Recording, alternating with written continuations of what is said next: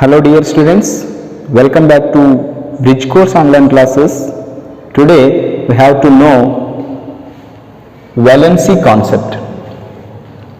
Valency is nothing but the combining capacity or power of the element with other element is known as valency. ಹಾಗಾದರೆ valency ಅಂದರೆ ಏನ್ರಿ? valency is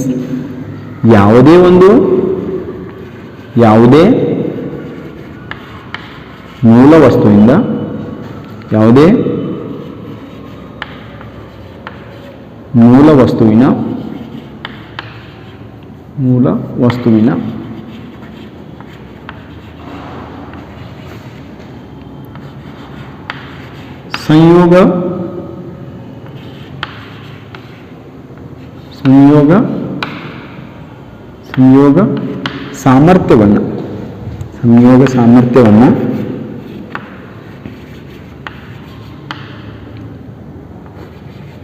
ಸಂಯೋಗ ಸಾಮರ್ಥ್ಯವನ್ನು ಏನಂತೀವಿ? Valency ಅಂತ ಕರಿತೀವಿ. ವೆಲೆನ್ಸಿ ಎನ್ನುವರು ಯಾವುದೇ ಒಂದು ಮೂಲ ವಸ್ತುವಿನ ಸಂಯೋಗ ಸಾಮರ್ಥ್ಯವನ್ನು ಏನಂತ ಕರಿತೀವಿ? ವೆಲೆನ್ಸಿ ಅಂತ ಕರಿತೀವಿ. ಒಂದು ಉದಾಹರಣೆಯನ್ನು ತಗೋಬೇಕಾದ್ರೆ ನಾವು ಬಹಳ ಸರಳವಾದ ಉದಾಹರಣೆ ತಗೋಬೇಕಾದ್ರೆ NaCl ಅನ್ನು ತಗೊಂಡು ಇದರಲ್ಲಿ ಅಟೋಮಿಕ್ ಸಂಖ್ಯೆ ಪರಮಾಣು ಸಂಖ್ಯೆ 11. ಅದರ ಎಲೆಕ್ಟ್ರಾನ್ನ ರಚನೆಯನ್ನು ಬರಿಬೇಕಾದ್ರೆ 1s2 2s2 2p6 3s1 ಇದು ಸೋಡಿಯಂನ ಎಲೆಕ್ಟ್ರಾನ್ನ ರಚನೆ, ಎಲೆಕ್ಟ್ರಾನಿಕ್ ವಿನ್ಯಾಸ. ಹಾಗೆ ಕ್ಲೋರಿನ್ನ ಎಲೆಕ್ಟ್ರಾನ್ ವಿನ್ಯಾಸ ಬರಿಬೇಕಾದ್ರೆ ಅಟೋಮಿಕ್ ಸಂಖ್ಯೆ ಪರಮಾಣು ಸಂಖ್ಯೆ ಕ್ಲೋರಿನ್ದು 17 1s2 2s2 2p6 3s2 3p5. ಈ ಕಕ್ಷಕದಲ್ಲಿ ಒಂದೇ ಒಂದು ಎಲೆಕ್ಟ್ರಾನ್ ಇದೆ. ಇದರ ಹೊರ ಕಕ್ಷಕದಲ್ಲಿ 5 ಎಲೆಕ್ಟ್ರಾನ್ಗಳಿವೆ. ಈ ಕಕ್ಷಕಕ್ಕೆ ಒಂದು ಎಲೆಕ್ಟ್ರಾನು ಬೇಕಾಗಿದೆ, ಈ ಕಕ್ಷಕಕ್ಕೂ ಒಂದು ಎಲೆಕ್ಟ್ರಾನ್ ಬೇಕಾಗಿದೆ. ಹಾಗಾದರೆ ಸೋಡಿಯಂ ಏನು ಮಾಡುತ್ತೆ ಅಂದರೆ ಒಂದು ಎಲೆಕ್ಟ್ರಾನ್ನ ಕ್ಲೋರಿನ್ಗೆ ಬಿಟ್ಕೊಡುತ್ತೆ. ಹಾಗಾದರೆ ಇದರ ಸೋಡಿಯಂನ ಸಂಯೋಗ ಸಾಮರ್ಥ್ಯ ಎಷ್ಟು? 1. ಹಾಗೆಯೇ ಕ್ಲೋರಿನ್ದು ಸಂಯೋಗ ಸಾಮರ್ಥ್ಯ ಒಂದು ಎಲೆಕ್ಟ್ರಾನ್ನ ಪಡೆದುಕೊಳ್ತಾ ಇದೆ. ಹಾಗೆ ಕ್ಲೋರಿನ್ನ ಸಂಯೋಗ ಸಾಮರ್ಥ್ಯ 1. ಹೀಗೆ ಯಾವುದೇ ಒಂದು ವಸ್ತುವಿನ ಸಂಯೋಗ ಸಾಮರ್ಥ್ಯವನ್ನು ಏನಂತ ಕರಿತೀವಿ? ವೆಲೆನ್ಸಿ ಅಂತ ಕರಿತೀವಿ. The combining capacity or power of element with other. The combining capacity or power of the element, one element with other element is called what? Valency. ಯಾವುದೇ ಮೂಲ ವಸ್ತುವಿನ ಸಂಯೋಗ ಸಾಮರ್ಥ್ಯಕ್ಕೆ ನಾವೇನಂತ ಕರಿತೀವಿ? ವೆಲೆನ್ಸಿ ಅಂತ ಕರಿತೀವಿ. ಹಾಗಾದರೆ ಈ ಆಧುನಿಕ ಆವರ್ತ ಕೋಷ್ಟಕದಲ್ಲಿ ಬಹಳಷ್ಟು ಮೂಲ ವಸ್ತುಗಳಿವೆ.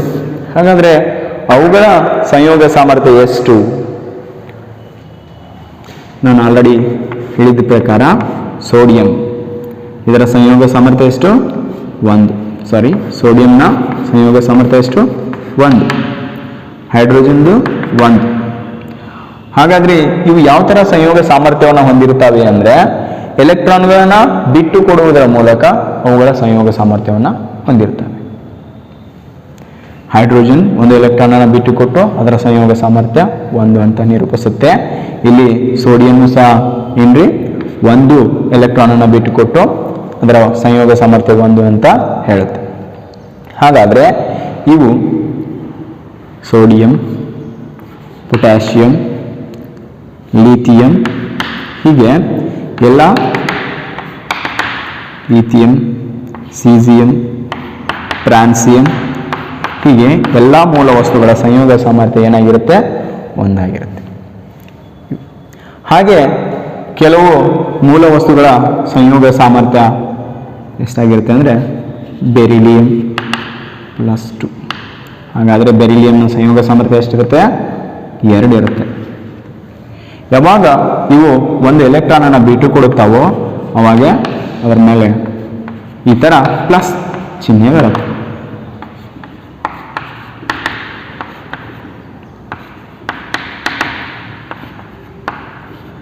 ಸೀಸಿಯಂ, ಫ್ರಾನ್ಸಿಯಂ,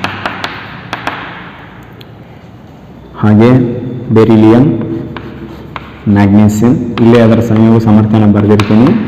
ವ್ಯಾಲೆನ್ಸಿನ 2, ಕ್ಯಾಲ್ಸಿಯಂ 2, ಸ್ಟ್ರಾನ್ಸಿಯಂ 2, ಹೀಗೆ ಅದರ ಸಂಯೋಗ ಸಾಮರ್ಥ್ಯ ಏನಾಗಿರುತ್ತೆ? 2 ಆಗಿರುತ್ತೆ. ಹಾಗೆ ಅಲ್ಯೂಮಿನಿಯಮನ್ನು ತೊಗೊಂಡ್ರೆ ಸಂಯೋಗ ಸಾಮರ್ಥ್ಯ ಏನಾಗಿರುತ್ತೆ? 3 ಆಗಿರುತ್ತೆ.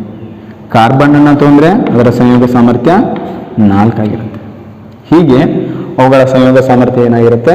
ಒಂದು ಮೂಲ ವಸ್ತುವಿನಿಂದ ಇನ್ನೊಂದು ಮೂಲ ವಸ್ತುವಿಗೆ ಹೋದಂತೆ ಬದಲಾಗ್ತಾ ಹೋಗಿರುತ್ತೆ. The combining capacity or power is changing from one element to other element. ಒಂದು ಮೂಲ ವಸ್ತುವಿನಿಂದ ಇನ್ನೊಂದು ಮೂಲ ವಸ್ತುವಿಗೆ ಹೋದಂತೆ ಅದರ ಸಂಯೋಗ ಸಾಮರ್ಥ್ಯ ಅಥವಾ ವ್ಯಾಲೆನ್ಸಿ ಏನಾಗಿರುತ್ತೆ? ಚೇಂಜ್ ಆಗ್ತಾ ಇರುತ್ತೆ, ಬದಲಾಗ್ತಾ ಇರುತ್ತೆ. ಹಾಗೆ on the basis of this combining capacity, valency, we have elements have to classified 4 types. ಈ ಸಂಯೋಗ ಸಾಮರ್ಥ್ಯದ ಆಧಾರದ ಮೇಲೆ ಈ ಮೂಲ ವಸ್ತುಗಳನ್ನು, ಧಾತುಗಳನ್ನು ಏನು ಮಾಡಿರುತ್ತೆ? ವಿಭಾಗಿಸಲಾಗಿದೆ. ಅದು ಯಾವ ಥರ? ವ್ಯಾಲೆನ್ಸಿಯ ಮೇಲೆ. ಮೋನೋವ್ಯಾಲೆನ್ಸಿ, ಒಂದೇ ಒಂದು ಎಲೆಕ್ಟ್ರಾನನ್ನು ಬಿಟ್ಟು ಕೊಡ್ತಿದ್ವು ಅಂದರೆ ಒಂದೇ ಒಂದು ಎಲೆಕ್ಟ್ರಾನನ್ನು ಬಿಟ್ಟು ಕೊಟ್ಟು ಅಥವಾ ಪಡೆದುಕೊಂಡು ಅದರ ಸಂಯೋಗ ಸಾಮರ್ಥ್ಯವನ್ನು ಹೊಂದಿದ್ರೆ ಅವಕ್ಕೆ ಏನಂತೀವಿ? ಮೋನೋವ್ಯಾಲೆನ್ಸಿ ಅಂತ ಕರಿತೀವಿ. 2 ಎಲೆಕ್ಟ್ರಾನ್ಸ್ಗಳನ್ನ ಬಿಟ್ಟು ಕೊಡುವುದು ಅಥವಾ ತೆಗೆದುಕೊಂತಿದ್ರೆ ಓಕೆ ಡೈವ್ಯಾಲೆನ್ಸಿ ಅಂತ ಕರಿತೀವಿ. 3 ಬಿಟ್ಟು ಕೊಡ್ತಿದ್ರೆ ಅಥವಾ ಪಡ್ಕೋತಿದ್ರೆ ಟ್ರೈವ್ಯಾಲೆನ್ಸಿ ಅಂತೀವಿ. 4 ಬಿಟ್ಟು ಕೊಡ್ತಿದ್ವಿ ಅಂದರೆ ಪಡೆದುಕೋತಿದ್ವಿ ಅಂದರೆ ಅವಕ್ಕೆ ಏನಂತೀವಿ? ಟೆಟ್ರಾವ್ಯಾಲೆನ್ಸಿ ಅಂತ ಕರಿತೀವಿ. ತಿಳಿತಲ್ಲ? ಓಕೆ. ಕ್ಲಾಸಿಫಿಕೇಶನ್ ಟೈಪ್ಸ್ ಅಂತ ಕರಿತೀವಿ. ಯಾವ ಥರ? On the basis of valency. On the basis of valency, we have classified into monovalency, monovalent,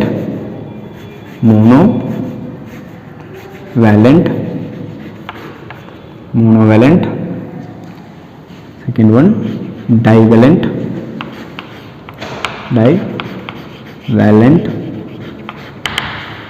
ಒಳ್ಳೆಯದು trivalent, ನಾಲ್ಕನೇದು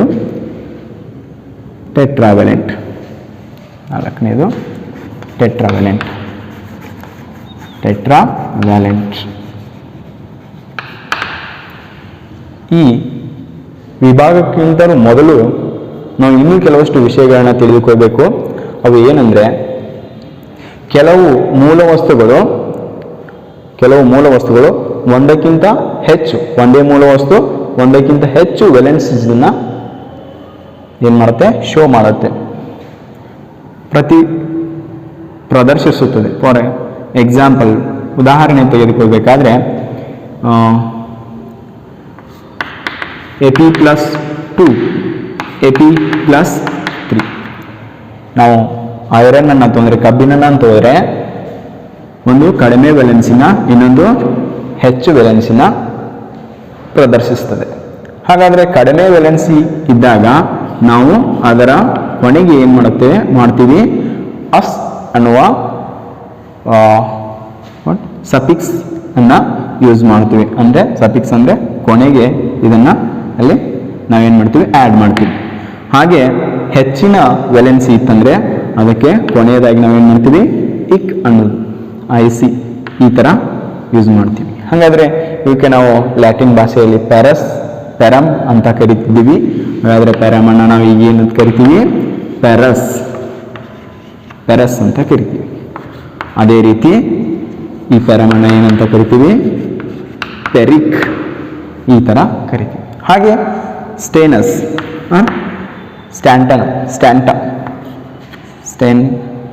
ಸ್ಟ್ಯಾನಿಯಮ್, ಇಲ್ಲಿ ಇದು +2 ಇದ್ದರೆ ಇದಕ್ಕೆ ಏನಂತ ಕರಿತೀವಿ?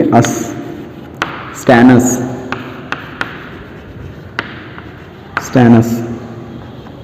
ಅದೇ ರೀತಿ +4 ಇದ್ದರೆ ಸ್ಟ್ಯಾನಿಕ್ ಅಂತ ಕರಿತೀವಿ. ಸ್ಟ್ಯಾನಿಕ್ ಅಂತ ಕರಿತೀವಿ. ಈ ಥರ ಏನು ಮಾಡ್ತೀವಿ? ಒಂದೇ ಮೂಲ ವಸ್ತು ವಿವಿಧ ರೀತಿಯಲ್ಲಿ ನಾವು ವೆಲೆನ್ಸಿನ ತೋರಿಸ್ತಾ ಇದ್ದರೆ ಈ ಥರ ನಾವೇನು ಮಾಡ್ತೀವಿ? ನೇಮಿಂಗ್, ಹೆಸರನ್ನು ಕೊಡ್ತೀವಿ. ತಿಳಿತಾ? ಅದೇ ರೀತಿ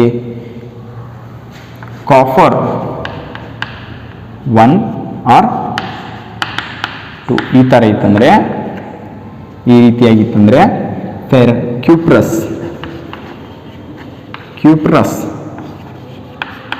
ಕ್ಯೂಪ್ರಿಕ್, ಈ ಥರ ನಾವೇನು ಮಾಡ್ತೀವಿ? 2 ರೀತಿಯಲ್ಲಿ ಬರಿತೀವಿ. ಕಡಿಮೆ ವೆಲೆನ್ಸಿ ಇತ್ತಂದರೆ, ಯಾವ ಮೂಲ ವಸ್ತು ಕಡಿಮೆ ವೆಲೆನ್ಸಿನ ಹೊಂದಿತ್ತಂದರೆ ಅದಕ್ಕೆ ಪ್ಯಾರಸ್ ಅಂತ ಕರಿತೀವಿ. ಯಾವ ಮೂಲ ವಸ್ತುವಿಗೆ ಹೆಚ್ಚಿನ ವೆಲೆನ್ಸಿ ಇತ್ತಂದರೆ ಅದಕ್ಕೆ ನಾವೇನಂತೀವಿ? ಪೆರಿಕ್ ಅಂತ ಕರಿತೀವಿ. ಈ ಥರ ಏನು ಮಾಡ್ತೀವಿ? ನಾವು ನೇಮಿಂಗನ್ನು ಮಾಡ್ತೀವಿ. ತಿಳಿತು? ಓಕೆ, ನೆಕ್ಸ್ಟ್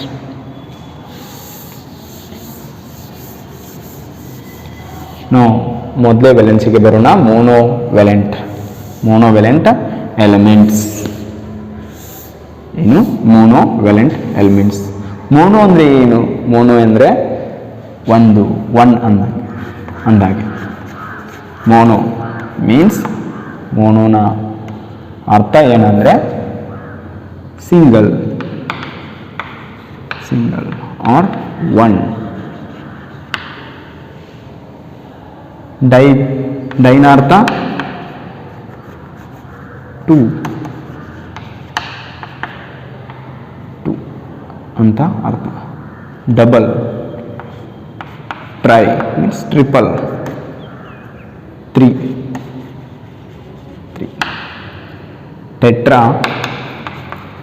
ಟೆಟ್ರಾನ ಅರ್ಥ 4.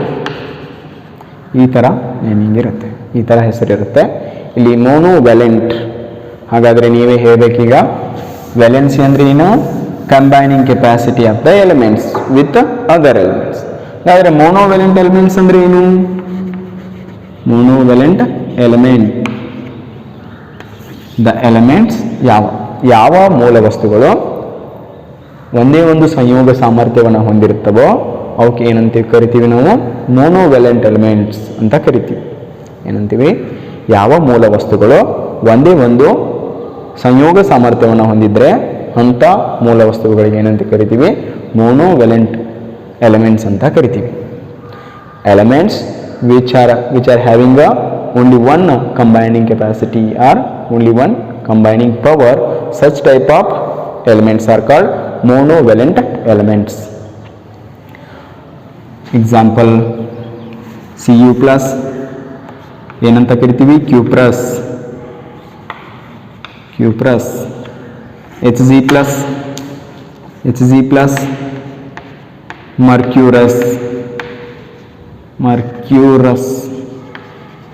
ಮರ್ಕ್ಯೂರಸ್. ಲಿಥಿಯಂ.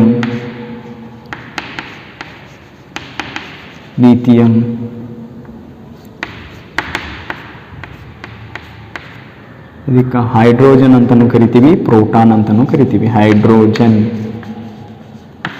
ಪ್ರೋಟಾನ್ ಅಂತಲೂ ಕರಿತೀವಿ. ಪ್ರೋಟಾನ್ ಅಂತಲೂ ಕರಿತೀವಿ. Sodium ion, sodium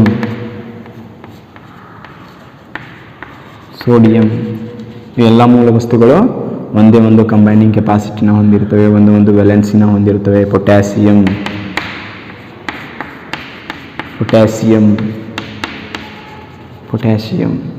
like this. ಈ ಥರ ಏನಾಗಿರುತ್ತೆ?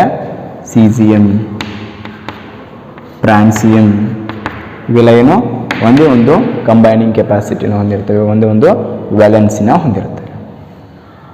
Got it? ತಿಳಿತಾ? Okay. Next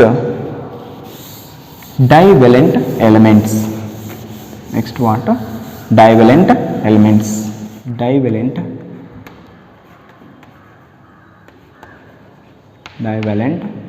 elements.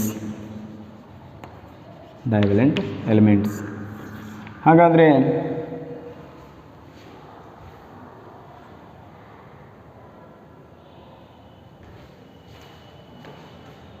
Divalent elements. ಹಾಗಾದರೆ ಡೈವೆಲೆಂಟ್ ಎಲಿಮೆಂಟ್ಸ್ ಅಂದರೆ ಯಾವುದಕ್ಕೆ ನಾವು ಡೈವೆಲೆಂಟ್ ಎಲಿಮೆಂಟ್ಸ್ ಅಂತ ಕರಿತೀವಿ?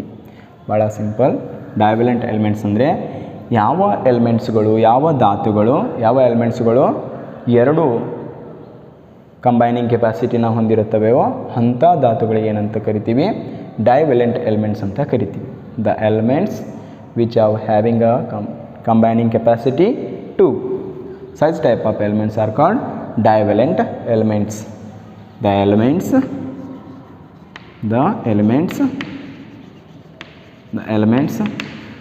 which have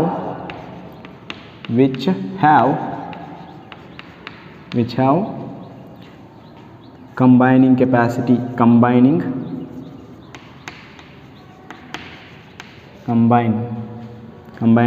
power is 2. Their combining power is 2 are called what? Divalent elements. ಡೈವೆಲೆಂಟ್ elements. ಹಾಗಾದರೆ ಯಾವ್ಯಾವು ಡೈವೆಲೆಂಟ್ ಎಕ್ಸಾಂಪಲ್ಸ್ ಆಗಿವೆ?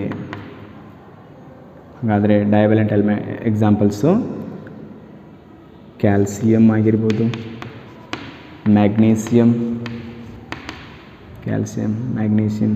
ಸ್ಟ್ರಾನ್ಸಿಯಂ, ಬೇರಿಯಂ, ರೇಡಿಯಂ, ಹೀಗೆ ಹಲವಾರು ಎಕ್ಸಾಂಪಲ್ಸ್ ಇವೆ ಡೈವೆಲೆಂಟ್.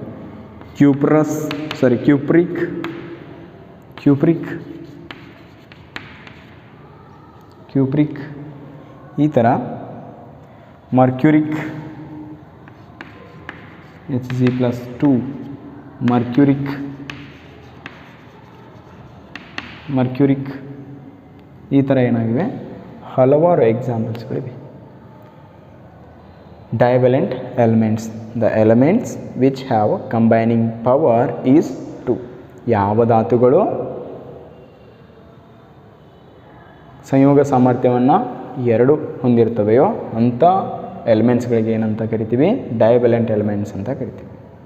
The elements which have a combining capacity or power is 2 are called divalent elements. ಹಾಗೆ trivalent ಎಲಿಮೆಂಟ್ಸನ್ನು ನೋಡೋಣ. Trivalent ಎಲಿಮೆಂಟ್ಸನ್ನು ನೋಡೋಣ. Trivalent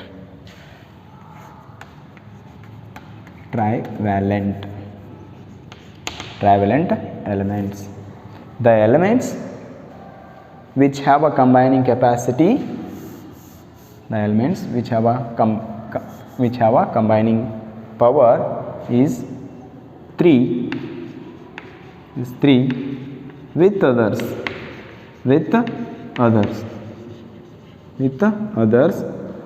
or other elements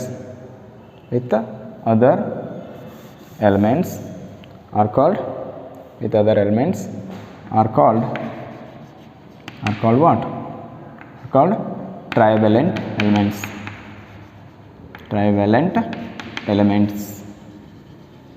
Are called trivalent elements. ಹಾಗಾದರೆ ಟ್ರೈವೆಲೆಂಟ್ ಎಲಿಮೆಂಟ್ಸ್ಗಳು ಯಾವುವು? ಭಾಳ ಸಿಂಪಲ್. ಟ್ರೈವೆಲೆಂಟ್ ಎಲಿಮೆಂಟ್ಸ್ಗಳು ನಾನು ಆಲ್ರೆಡಿ ಹೇಳಿದ್ದೆ ಕೆಲವಷ್ಟು. ಅಲ್ಯೂಮಿನಿಯಂ, ಫೆರಿಕ್,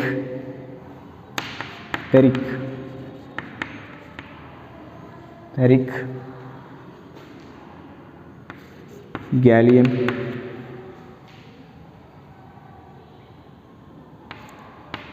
ಇಂಡಿಯಂ, ಥಾಲಿಯಂ ಇವೆಲ್ಲ ಏನು ಟ್ರೈವೆಲೆಂಟ್ ಎಲಿಮೆಂಟ್ಸ್ಗಳಾಗಿವೆ. Aluminium, ferric, gallium, indium, thallium, these are all what trivalent elements like N+3. ಇವೆಲ್ಲ ಏನು ಟ್ರೈವೆಲೆಂಟ್ ಎಲಿಮೆಂಟ್ಸ್ಗಳು. ಈ ಎಲ್ಲ ಧಾತುಗಳು ಏನು ಮಾಡ್ತವೆ, ಅದರ ಕಂಬೈನಿಂಗ್ ಕೆಪಾಸಿಟಿ 3 ಹೊಂದಿರುತ್ತೆ ಇನ್ನೊಂದು ಎಲಿಮೆಂಟ್ ಜೊತೆ. ಹಾಗಾದರೆ chlorine ಮೋನೋವೆಲೆಂಟ್, Cl- it is a ಮೋನೋವೆಲೆಂಟ್. ಹಾಗಾದರೆ ಇಲ್ಲಿ ಅಲ್ಯೂಮಿನಿಯಂ ಕೆಪಾಸಿಟಿ ಎಷ್ಟು 3. ಹಾಗಾದರೆ ಅಲ್ಯೂಮಿನಿಯಂನ ಕೆಪಾಸಿಟಿ ನೋಡಿ ಸಂಯೋಗ ಯಾವ ಥರ ಆಗುತ್ತೆ ಅಂತ. ಸಂಯೋಗ ಕ್ಲೋರಿನ್ನ capacity 1, ಅಲ್ಯೂಮಿನಿಯಂನ capacity 3.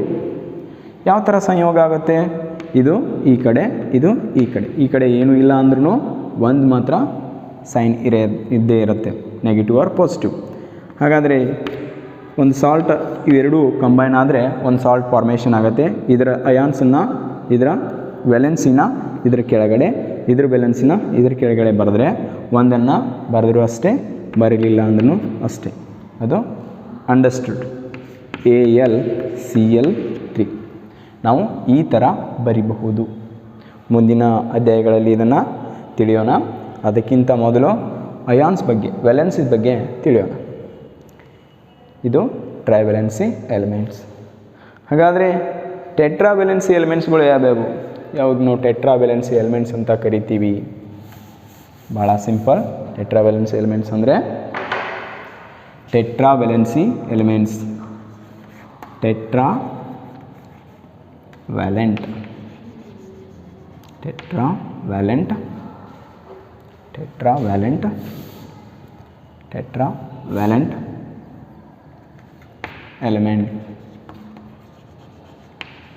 element, tetravalent element or elements. The elements, ಅದೇ ಡೆಫಿನೇಷನ್, ಅದೇ ವಾಕ್ಯ. The element which have combining power is 4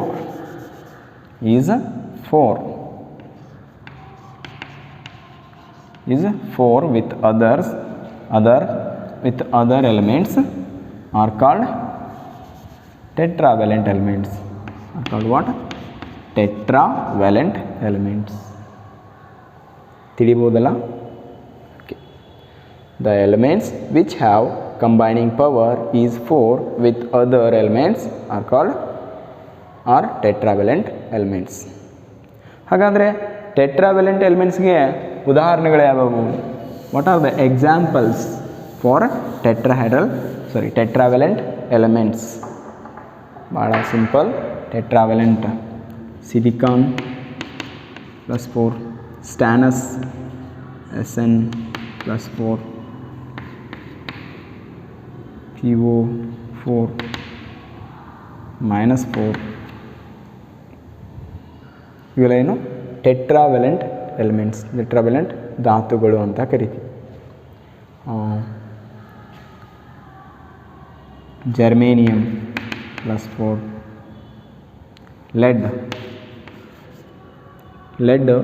+2 ಇದ್ದಾಗ ಪ್ಲಂಬಸ್ ಅಂತ ಆಗುತ್ತೆ, +2 ಇದ್ದಾಗ ಪ್ಲಂಬಸ್ ಅಂತ ಆಗುತ್ತೆ. ಆದರೆ ನಾವಿಲ್ಲಿ ಯಾವ ಉದಾಹರಣೆಯನ್ನು ತೆಗೆದುಕೊಳ್ತಾ ಇದ್ದೀವಿ? Tetra means 4. ಹಾಗಾದರೆ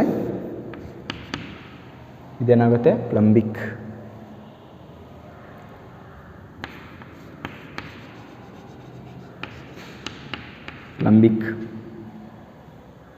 ಈ ಥರ ಏನಾಗುತ್ತೆ?